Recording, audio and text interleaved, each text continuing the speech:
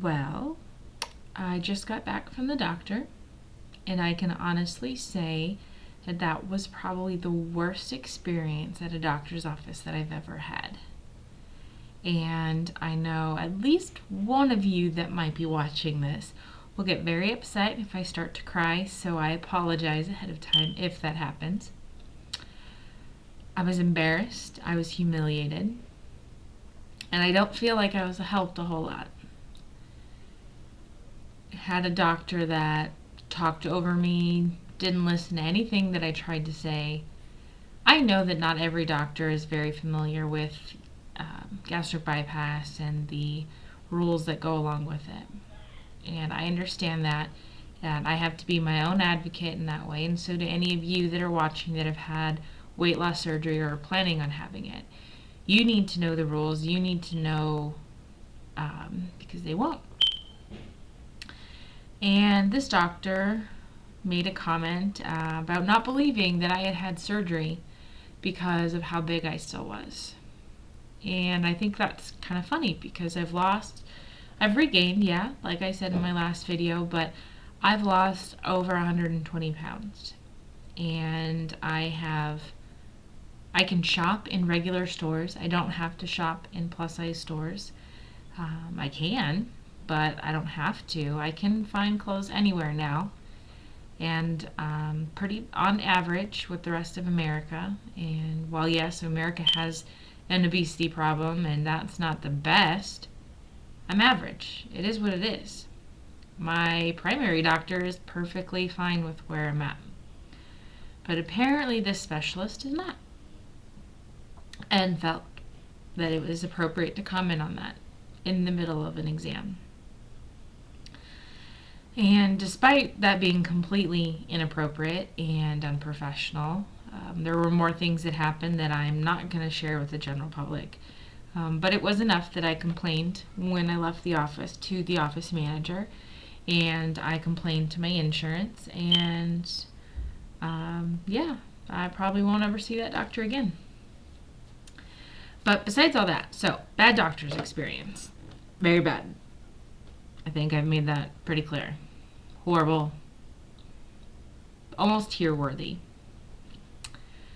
But what it did do was help solidify that I need a plan. And yesterday on my Facebook page, I shared that I have a plan, and I just don't know when I'm going to implement it, but I decided on a plan. Because my last video, I was clueless. Didn't know how I was going to fix this regain problem that I'm having.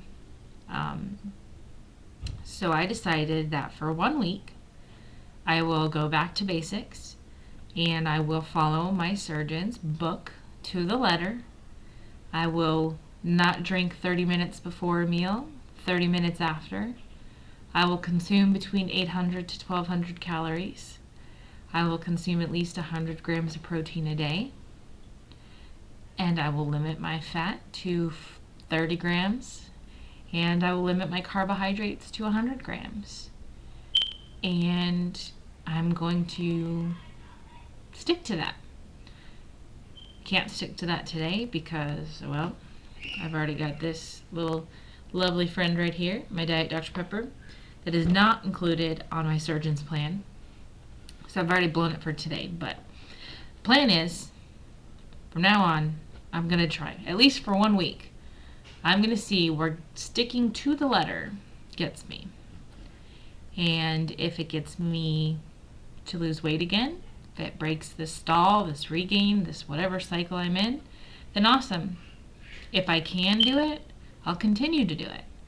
If I struggle and I end up becoming homicidal at the end of the week, then I'll probably find a plan that fits a little bit better. So that's the plan. Now, in order to hold me accountable for the entire week that I do this, I am going to log my food on MyFitnessPal, which if you haven't added me, my name is cdavis07 on there. You can add me and help keep track of what I'm doing. I will log my food on MyFitnessPal, and at the end of the day, before I take my nighttime meds, I will post a video about how I feel at the end of each day.